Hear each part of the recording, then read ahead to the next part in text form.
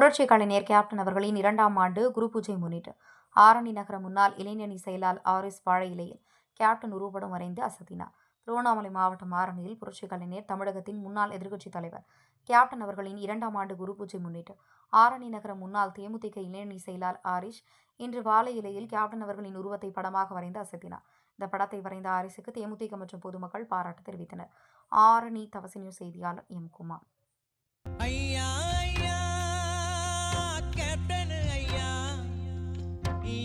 போனீங்க நீங்க எங்க போனீங்க ஐயா ஐயா கேப்டன் ஐயா எங்க போனீங்க நீங்க எங்க போனீங்க வாழாமல் சென்றது ஏன் வாழ போன பூமியில